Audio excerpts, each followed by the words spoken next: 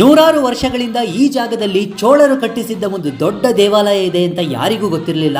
ಹಾಗೆಯೇ ಹಂಪಿ ದೇವಸ್ಥಾನ ಬಿಟ್ಟರೆ ಇದೊಂದೇ ದೇವಸ್ಥಾನದಲ್ಲಿ ಸಂಗೀತ ಕಂಬಗಳನ್ನು ನೋಡುವುದಕ್ಕೆ ಸಿಗುತ್ತದೆ. ಕರುನಾಡಿಗೆ ನಿಮ್ಮ ಕರುನಾಡ ಬ್ರೋ ಮಾಡುವ ನಮಸ್ಕಾರಗಳು. ಕನ್ನಡದ ಕನ್ನಡಿ ಅನ್ನೋ ಒಂದು ಟೀಮ್ ಜೊತೆಗೆ ಕನ್ನಡ ರಾಜ್ಯೋತ್ಸವ ದಿನ ಒಂದು ಬೈಕ್ ರೈಡ್ ಈ ಜಾಗಕ್ಕೆ ಪ್ಲಾನ್ ಮಾಡಿದ್ರು. ನಾವು ಹೋಗಿದ್ದ ಜಾಗನೇ ತ್ರಯಂಬಕಪುರ.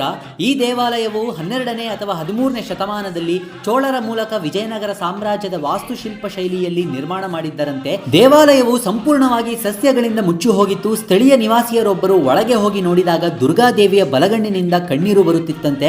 ಅದನ್ನು ನೋಡಿ ಗ್ರಾಮಸ್ಥರು ಕಳೆ ಮತ್ತು ಸಸ್ಯಗಳನ್ನು ತೆಗೆದು ಇಡೀ ದೇವಸ್ಥಾನವನ್ನು ಕರ್ನಾಟಕ ಸ್ಟೇಟ್ ಆರ್ಕಿಯಾಲಜಿ ಡಿಪಾರ್ಟ್ಮೆಂಟ್ ಅವರು ರಿನೋವೇಷನ್ ಮಾಡಿ ಪೂಜೆಯನ್ನು ಪ್ರಾರಂಭಿಸಿದರು. ತ್ರಯಂಬಕೇಶ್ವರ ಹಾಗೂ ತ್ರಯಂಬಕೇಶ್ವರಿ ಇರುವ ಏಕೈಕ ದೇವಸ್ಥಾನ ಇದು. ಇನ್ನೊಂದು ವಿಶೇಷ ಏನಂದ್ರೆ ಎಷ್ಟೊಂದು ಲಿಂಗಗಳ ಜೊತೆಗೆ 16 ವರ್ಷಗಳಿಂದ ಕೆಡದೆ ಇರುವ ಒಂದು ತೆಂಗಿನಕಾಯಿಯನ್ನು ಲಿಂಗದ ರೂಪದಲ್ಲಿ ಇಟ್ಟಿರುವುದನ್ನು ನೀವು ನೋಡಬಹುದು. ಇಂಥ ಇತಿಹಾಸ ಇರುವ ದೇವಾಲಯವನ್ನು ನೀವು ನೋಡುವುದಕ್ಕೆ ಗುಂಡ್ಲುಪೇಟೆ ಹತ್ರ ಇರುವ ತ್ರಯಂಬಕಪುರಕ್ಕೆ ಹೋಗಬೇಕು. ಮುಂದಿನ ವಿಡಿಯೋಲಿ ಸಿಗ್ತೀನಿ. ನಮಸ್ಕಾರ.